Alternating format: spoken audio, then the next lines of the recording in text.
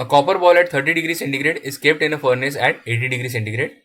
It is observed that the time taken for its temperature to increase from 40 degrees to 50 degrees is T1, from 50 degrees to 60 degrees is T2, and from 60 to 70 degrees is T3. Then what is the relation between T1, T2 and T3? So we know that the temperature of the object will approach the temperature of the surrounding exponentially. And the graph of temperature versus time would look something like this.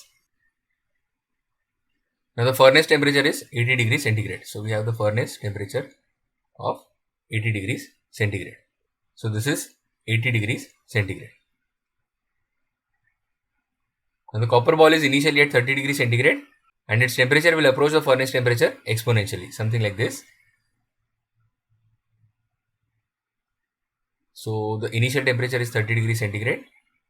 Now the question says the time taken for its temperature to increase from 40 to 50 is T1, 50 to 60 degrees centigrade is T2, and 60 to 70 is T3. So if we mark the temperatures 40, 50, 60 and 70. So we have 40 to 50. This time is given to us as T1, 50 to 60. This time is given as T2 and 60 to 70. This time is given to us as T3. So we can clearly observe that T1 is less than T2 is less than T3. So the answer is option C. But what we can understand from this question and in general is that as the temperature reaches near the furnace temperature or near the temperature of the surroundings, the rate of temperature change will go on reducing. So if we denote temperature by capital T and time by small t, the rate of temperature change is nothing but dt by dt, which is nothing but the slope of this graph.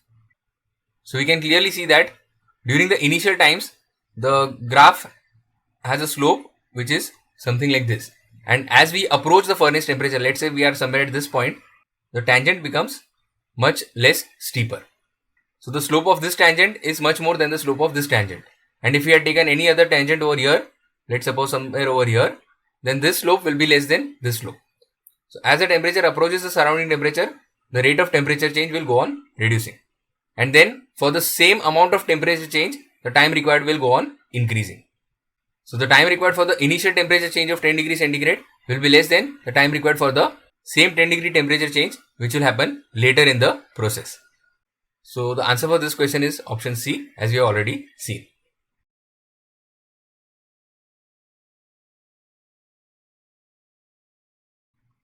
To increase the heat transfer rate from the surface of a device which is spherical in shape with 6 mm diameter, kept in a surrounding with convection heat transfer coefficient of 20 watt per meter square Kelvin, it is enclosed in a spherical coating of conductivity 0.075 watt per meter Kelvin. For maximum heat flow, the critical thickness in mm of the coating should be. Now this question revolves around critical radius of insulation. For spheres, the critical radius is RC equal to 2K by H naught. Alright. So this is 2 into 0.075 divided by H naught is 20.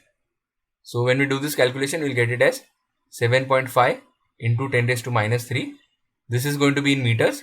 So this is 7.5 mm. So be patient. There is an option of 7.5, but that is not the answer. What we have found out is critical radius, and what they have asked is critical thickness. Alright. So the critical thickness TC will be RC minus R. So RC is 7.5 minus, again be careful while substituting the values. This is 6 mm is diameter. So the radius is 3. So this is 4.5 mm. So the critical thickness is 4.5 mm. The answer is option C. So such type of questions are easy and simple. Just make sure that you do not commit any silly mistakes. That's why we are discussing these questions in this series. The total emissive power of a surface at a temperature of 327 Kelvin is E. If its temperature is increased by 600 degrees centigrade, its emissive power will be close to, and we have these options given. So we know the total emissive power E is directly proportional to the absolute temperature raised to 4. So here we will have E2 by E1 should be equal to T2 by T1 the whole raised to 4. Now this question looks very easy and simple, but be careful, there are a lot of areas where mistakes can happen. For example, here see the temperature is given to us as 327 and it is in Kelvin. So many times what happens is when you are under exam pressure, you can think that 327 is in degree centigrade and then you add 273 to it. But the value given is such that it is 327 and it is already in Kelvin. So we already have T1 is 327. Its temperature is increased by 600 degrees centigrade. So we know increase of 600 degrees centigrade is same as increase of 600 Kelvin. So the final temperature will be 327 plus 600, that will be 927. And this whole raised to 4.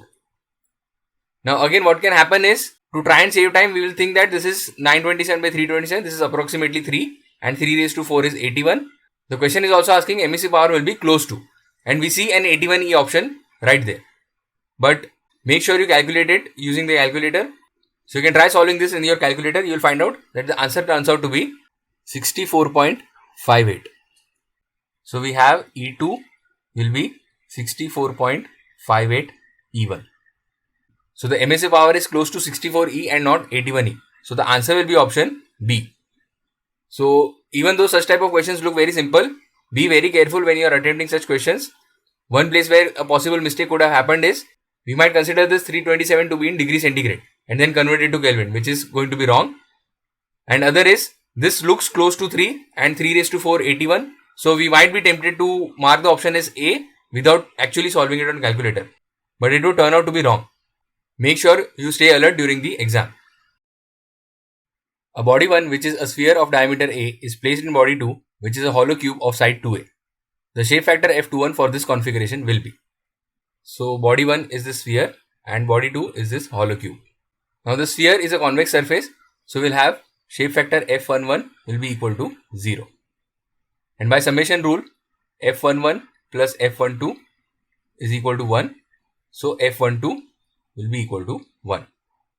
Now by reciprocity theorem, A1 F12 will be equal to A2 F21. So therefore F21 will be equal to A1 by A2 into F12. F12 is already known, it is 1. So now we need to find out what is the ratio A1 by A2. So we have F21 will be equal to, what is A1? A1 is the area of this sphere, which will be 4 pi r square. Now what the question says is, it is having a diameter of A.